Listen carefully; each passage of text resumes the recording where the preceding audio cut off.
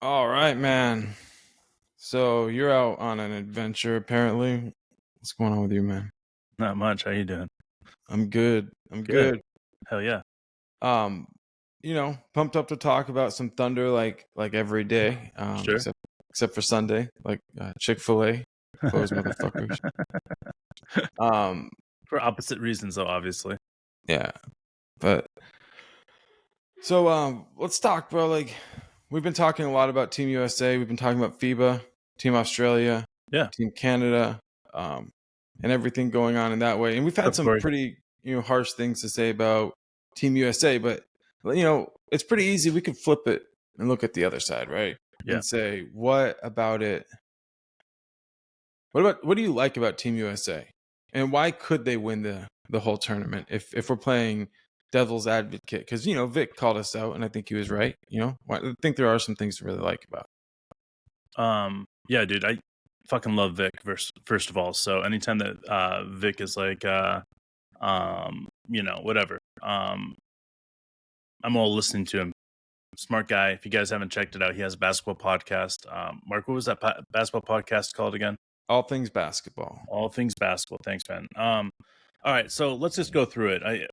Yesterday when I decided I wanted to Corey, Jared, what's up? more. What's up, Jared? Know more about what's happening with this USA team and understand more of what's going on. I went to the rankings.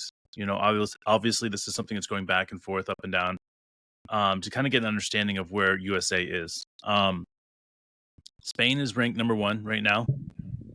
USA is ranked number 1, but they're obviously the second best team. They're saying Australia is ranked number 1 as far as pool play, and they are ranked number 3rd in the world essentially.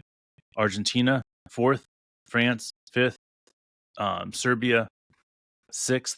All right, Slovenia 7th, Lithuania 8th. Okay, guys, so go down the list. Where's Canada?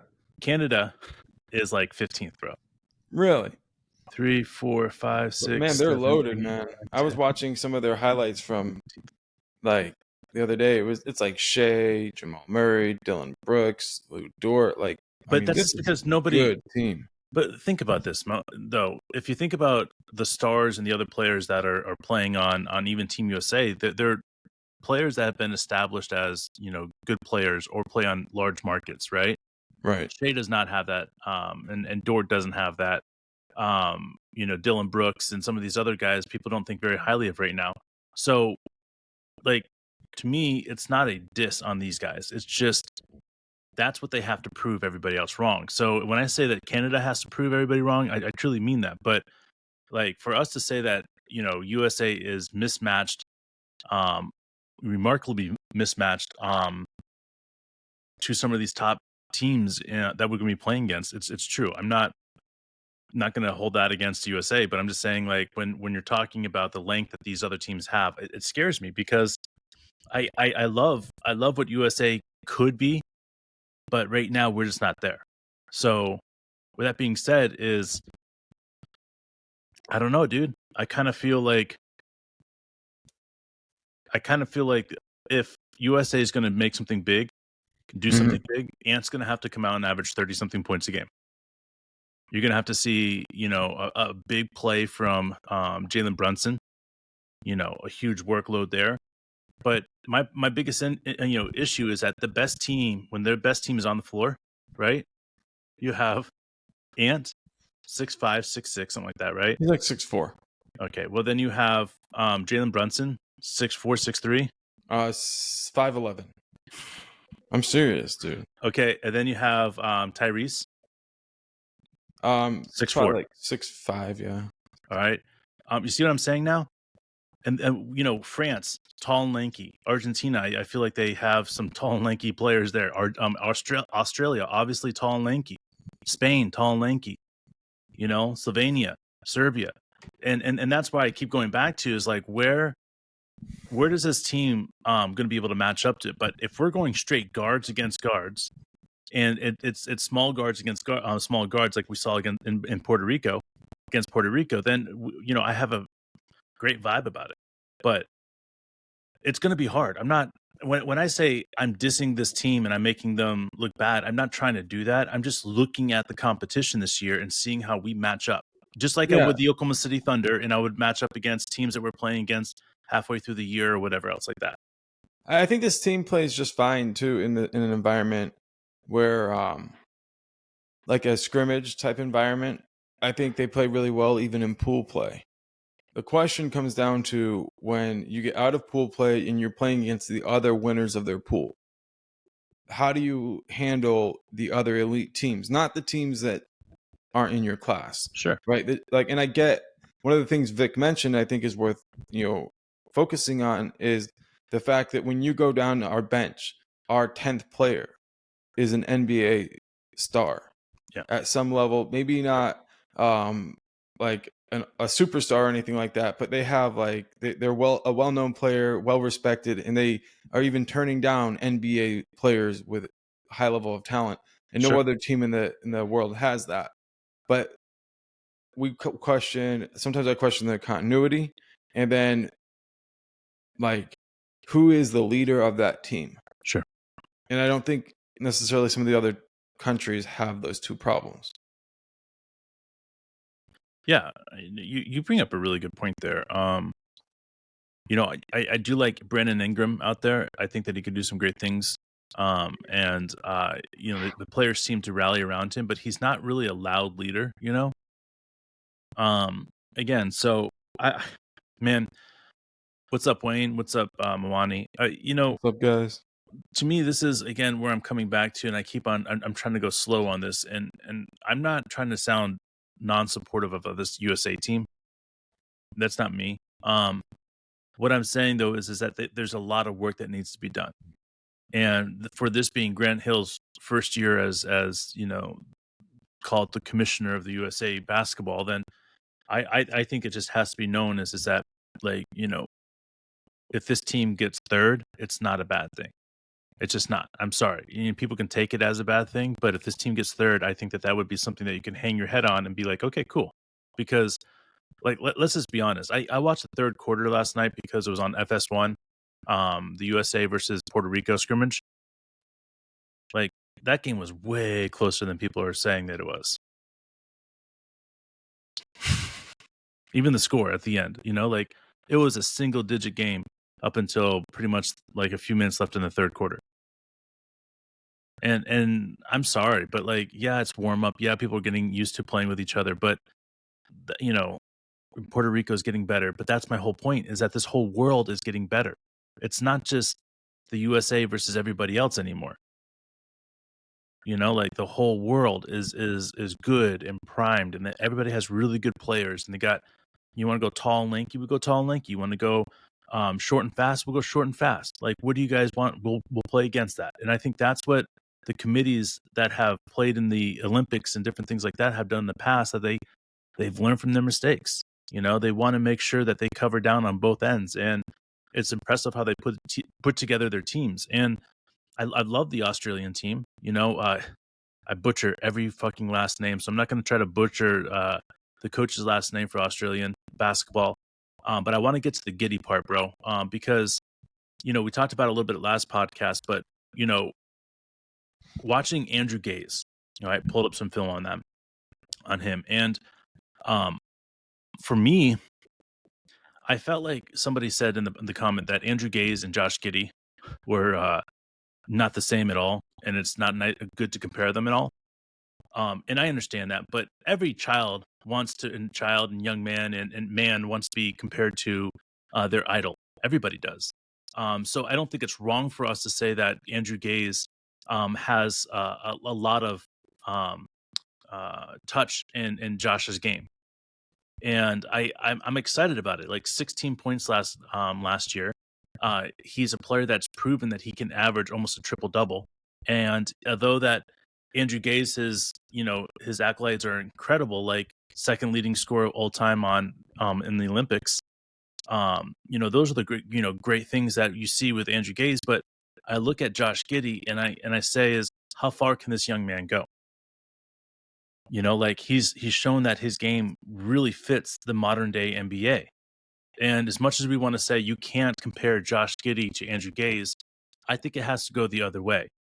You can't compare Josh Giddey, or you can't compare Andrew Gaze to Josh Giddey. You just can't, because what Josh is doing is completely different in the aspect of he's dominating the NBA in the prime of the NBA. And that's something that even, the prime of Andrew Gaze, I don't know if he could have done that. I don't know if he could have dominated in the way that Josh Giddey's going to dominate in his career. And that's not a knock What against up, Andrew Devin? Gaze. It's not a knock against Andrew Gaze.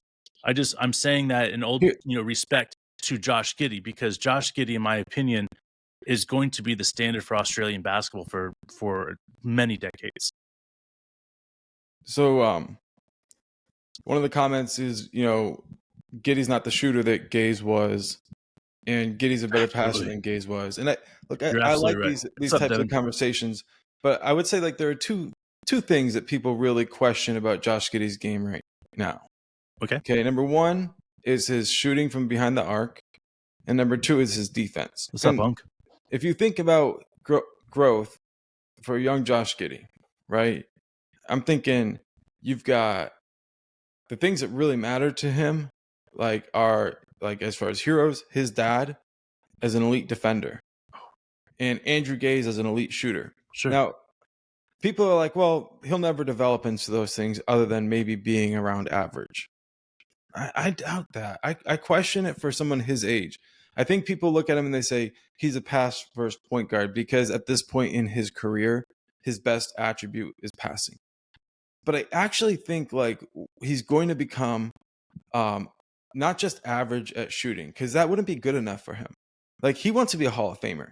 If you're around average from 3-point line, it's not helpful. You need to be above average in almost everything, or be so extraordinary in a couple of things that they're Sure. willing to overlook your deficiency in other things. Sure. Growing up, I don't think he ever thought, oh, I'll be a below average defender. No, I think he always imagined himself taking a lot of pride in his defense, and I think he still does. But yeah, okay, you come into the NBA at 19, and you're put up against some guys that are 6'10", and you're like, I'm still learning. I'm 6'9", and of course he's going to look pretty bad at moments. The question is, now that he sees the challenge, Sure.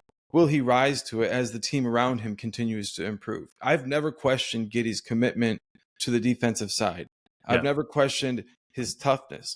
And Sure. I've never questioned his ability to improve his 3-point shot when he really hyper focuses on it. That's what the challenge of the league is. I remember hearing Michael Jordan say, he would always listen to his critics as far as to know what he needed to improve his game.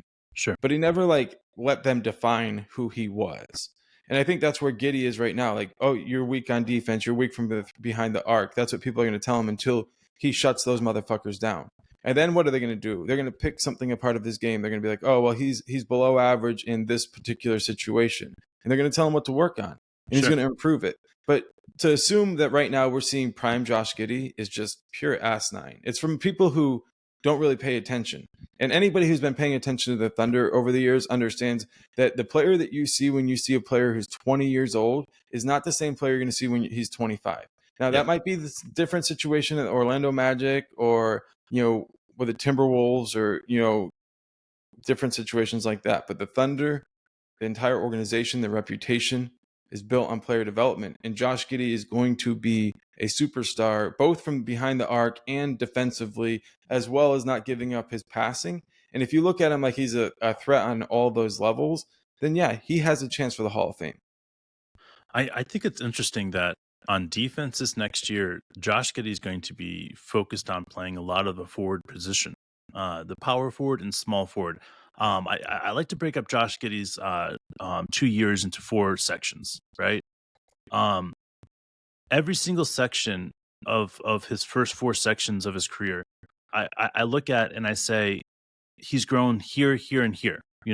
He's done this better. He's done this better. People talk about his scoring as a negative, as 16 points a game isn't good enough as an improvement from his first year. But it's that second or the last 4 section that I like to talk about, the last, 40 games of the season this last year. Josh Giddey was playing his true role, what I think he'll be playing this next year, is playing a lot of that middle of the zone, playing a lot of the side of the zone, top of the zone. He's really the Swiss Army knife on defense for this team, which doesn't get him a lot of credit. Because it doesn't give him a lot of credit, I think what Josh Giddey is that he's one of the better defenders quietly on this team. Now, a lot of people will be like, what the fuck are you talking about? We play a zone, guys. In a zone, you have to have certain type of players that fit that zone perfectly. Josh Giddey plays that zone. He's 6'9". You got to bump the cutter. Yeah, he's big body. He causes, you got to be physical. You got to get in the way of the offense. Issues. Like, it doesn't matter where he's at in that zone. He's up top. He's on the wing. He's on the bottom. He's one of those guys that will play every position in that zone. So having somebody like that, and then all of a sudden putting in the fact that he can steal the ball pretty efficiently, he can get up the court with a rebound like he does. His vision is on point, and he starts saying it doesn't matter if he can't put up 20 points a game. When it starts to matter is when you start looking at the last 40 games of last year. The ease that he put 20 points up a game and the 30 points up a game and these other crazy stats that he did, it was with ease. It was like you got done with the game and you looked at his stats like, how did Josh get 25 points? I didn't realize that. Like, that's what Josh does. Like, people forget about Josh because he's not that flashy J-Dub. He's not that flashy Shea. He's not that ball-dominant Dort. He takes what he's given. Sometimes that's 16, sometimes that's 20, sometimes that's 30. He takes what he's given. And to me, that intelligence is worth way more than somebody that comes out scoring 25 points a game. I would rather have somebody out there that can score 25 points a game if the team needs it, or have a triple-double because that's what the team needed. Like I look at some of these players that can only score, and I like Ant. He can score. Lights out. He can pass the ball, right? But his best attribute is just purely scoring. I love talking about Ant because he's 21 years old. He fits the timeline that our players are, and the more I watch his game, the more I respect it. But he is a scoring first guard, and having those type of guards are important. Like they're J-Dubs, I like to call J-Dubs Dorts that I like to call, where they get the ball and they're going to go down to the lane, get in the lane if they can. Dort learned to pass it last year, but in the past he's just gone up with it. So I look at the way that Josh is able to maneuver that and understand where he needs to be at in the offense. And there's just not another point guard I would rather that's a young point guard than Josh because of his ability to play everywhere. And everywhere on offense, everywhere on defense. He plays sitting on the bench even well, bro. Yeah, dude. When he sits out of games, bro, he got that swagger. You got to give coach a lot of credit for developing a system that gives everybody an opportunity like that. You look back at Josh's triple doubles his rookie year. One of them included I think a 28-point game in Madison Square Garden. You look at Josh's second year, and I think the peak of that was his 30-point playoff game or play-in game against the Pelicans, which we were not supposed to win. And you look at what he's been able to do year over year improvement. He's a big game player. And one thing that people will look at and say well, his average isn't, like you said, it's not 28 a game or whatever, but the ability to go out there and put up 28-point triple-double in a situation we need him to and get a win. And also not necessarily feel like he has to get triple doubles for it to be a successful game. Exactly. Because when Shea was out, he was racking up triple doubles. I think he got 4 in a 12-game period his rookie year when Shea was out. Shea came back, and the triple doubles weren't even a thing to Giddey anymore.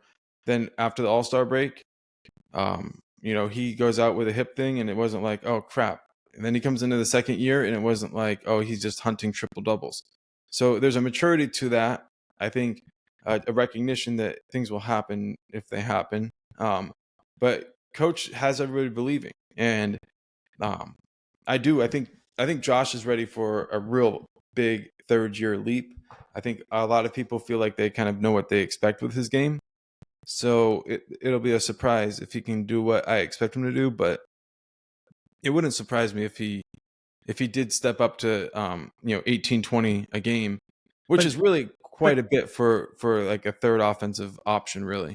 but yeah, it is. But if you think about it though, like his 16 points a game, if he got more efficient with just the shots that he's consistently taking right now, right? And he hit, an average of 2 more shots a game, and then he shot around 60 something percent, like from at the rim. All right. You know what I'm saying? If he did, that's and we're J-Dub took talking, his step, but right? we're talking such a small number. If we were talking about 7, 8 points, it'd be like, nah. But we're talking 2 shots, 4 foul, or 1 shot and 2 foul shots. I mean, we're not talking about craziness right now. So if we add, improvement from J-Dub, I think Shea will be improved over this next year from maybe different than just scoring, but maybe from a 3-point land. Another year of continuity, coach is a little bit better. Like we could legitimately win over 50 games. I know a lot of people think 50 is the max. No, Somebody even says 70, which I feel like I love you, Joe. I love the optimism, but I've only seen 2 teams ever win 70. So I think it's going to take time. But when you put together all the pieces for this team, if Sam Presti can keep them all together, there is a level of talent that I could see redefining what it means to be successful in the regular season, something like what the Warriors did. Sure. Yes, we get carried away. But that's what we do.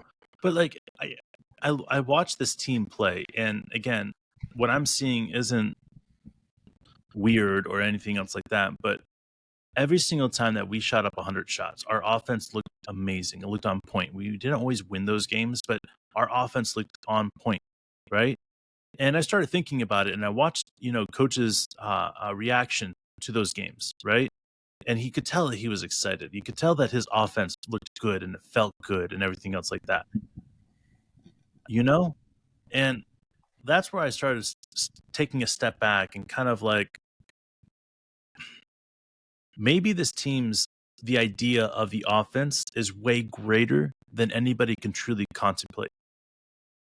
Like maybe it is 95 shots, 100 shots a game. Maybe that is the goal. Like maybe this insane type of, really good quality shots at a very high rate. Why is that weird? Where, like why? I don't get it. I don't get it. If we're playing at a really fucking fast pace on offense, getting good shots, like this team could do some crazy things. And then people are like, okay, well, yeah, let's put a top on at 50 wins. But what happens if this team averages 95 shots a game and we shoot pretty efficiently? We get Josh Giddey, we get J-Dub, we get Shea, all of them averaging 20 plus points a game. Maybe not a lot by 20, but what if? And why not think that? I mean, you see all these other teams are saying, what if this, what if that? Why can't we do it as super fans? Why can't we play that what if game? What if these guys come out way more ready than we would think they are? What if Chet comes out? His defense is so on point. It's league changing. And he throws in 15, 16 points a game. Then what? We've got 3 players, 4 players, 5 players that are averaging all this. I mean, who knows? Dort, I don't want to give up on Dort yet, man. Dort could do something crazy and have a huge jump this year. So for us, it's just about sitting back and saying, what if? What if Dort got more efficient and didn't take any more shots? What if J-Dub got, 500 more shots? What if Josh Giddey got more efficient? What if Shea got 200 more shots? Like, we can all just wish, but that's what I want to do. I want to look at this team and say, man, if this team was able to do this, this, and this, and was able to average, 94, 95, 96 shots a game, there's no way I don't think that we win 55, 60 games. No, bro, listen. Dirty. No, I know people are like, stop. But listen, if we're shooting that high level of shots, that means that these guys are scoring a ton. And if you're telling me that we're scoring up 120 plus points a game, that you're going to tell me that there's other teams out there that are going to have trouble with our defense, or are going to even have trouble getting to 120. Like, that's my point, is that like our defense is matched up so well with our offense. It's effortless. We can focus a lot of our energy on offense and going quickly. Because if we go down there and we're taking a shot in the first 10 seconds, 12 seconds of that shot clock, right? Then we're coming back and that's 12 seconds on offense. And now we're playing 20 seconds on defense. So we're playing a majority of our minutes on defense there. And I'm totally cool doing that because we can put our effort into that. And having somebody like Chet down low that's going to block the shit out of everybody. Nobody knows what Chet's going to be doing. He's fucked. Everybody's fucked. Chet's going to fuck people up. But that's my point, is that like, what if these guys come back out and they're better? What if all this other stuff and the stars align for this Thunder team? If the stars align for this Thunder team in the most perfect way, what are we talking about, Mark? Are we talking about 53 games? Are we talking more than 53 games? Like, I'm a super fan, man. I'm not like a fucking expert. I'm just sitting here looking at this team and saying, if this team got this amount of shots and Shea was able to get, 3 more shots a game and able to put up 33 points a game, and Chet comes in averaging more points and being a better defender than we thought, and J-Dub comes out better than we thought, and Josh Giddey comes out better than we thought, and Dort's defense is on point, maybe not a better scorer, but it's on point. What if that happens? All right, so if all that happens, then 57 would probably be, because if you look at it, you say we win 57. If we win 17 more, then we win. That's about the same thing we won last time. Same improvement we made. I think honestly we'll be much better than last year, and we were a lot better than the year before. But I think our improvement this year versus last year will be bigger than last year than in the year before, which I think that you have to improve more, because the next 17 wins are far more difficult to achieve. Like, going from 23 to 40 is a lot easier than going from 40 to 57. Let's put it that way. So I think we have to and that's why you need Chet in the equation. I got a question then. I'm looking at this West, right? And there's some good teams here in the West. I'm not knocking some of the good teams. But I feel like there's more teams that are shitty than people realize. And if we have a couple teams in that 10th and 9th spot that only won 30, 37 games or whatever, then I could see a team like the Oklahoma City Thunder snatching a few more wins than expected. Because, that's the thing about that we don't really truly understand, is like, how bad is the tank session going to be for the next 2 years for some of these teams? And what if Steph gets injured or Clay gets injured, or we can play this game all we want. What if LeBron goes down at 40 something years old, or not quite? He's younger than I am by barely. Okay, so let's break it up real quick. So the season kind of breaks up into 2 41 game sections, right? If we want to win that many games, like, we're gonna have to go on a couple of streaks in the first 41 games where we win 8 to 10 games in a row. Yeah. So, and we're going to need to enter with like say 28 and 12 record, 28 and 29 and 12 record kind of range. Okay. That's really, really, really, really, really hot going into the second half of the season. Sure. Which then we assume like there's going to be some difficult elements of the schedule, which will reduce certain players' availability. Like, if we're going to maintain that level of like winning ratio, it's going to have to be through our depth. Sure. Do you think we can come out that hot at the start of the season? I mean, it can't be like a slow start to end. All right. Out of all the teams, if you think about the teams that are ready to play in the league right now, how many more teams have as many players in FIBA as we do? I can't think of anybody. There's maybe one or two, and I can't think of their names. But my point about that is that those are the teams that are going to be ready, because those guys are game ready already. Like those guys have been training to be game ready. They haven't let this off season get to them. They've gone straight from the end of the year straight to training with their nation and getting to the fucking ball, right? So we know that coming into the game. We know that coming into the season. So when you say, can we start the season running while everybody else is walking? Fuck yeah, we could. I mean, hell yes, we could. But we need everything to align. I mean, everything to align. That means no injuries in the FIBA. That means like minute restrictions on some of these players in FIBA. There's a lot of stuff like that really come into it. So, bro, I mean, like, we could be running. I mean, we could be running fast. We could be running so fast that most teams look at us and be like, "What the fuck just happened in Oklahoma City?" Like, we've seen it happen before, where a team goes on like, an 8-game winning streak to start the season, or a 7-game winning streak to start the season because they're just ready. And I mean, this team feels like that type of team that could start a season and just be like balls to the wall and just going. Because the reality is, having all these guys that we have coming off the bench ready to go at any moment, what other teams ready to do that? Like there's a drop off at some point with other teams where they're like, okay, well, we can't get past the 8th player. If we do, we're in serious foul trouble, but not with this team. This team's like, okay, next man up. Let's go. And the way that we run, the way that we go, the way that we play defense, the way that's constant, and we're just in people's fucking heads at all times.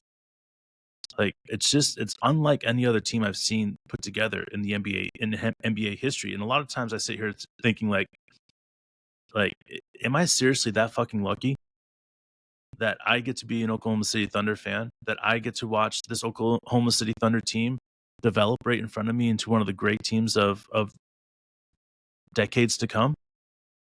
And hell yeah, I am. Hell yeah, you guys are too, because this team is unlike anything else we've seen. We can go back to it in the beginning. We can go look at every single situation we've seen a team put together.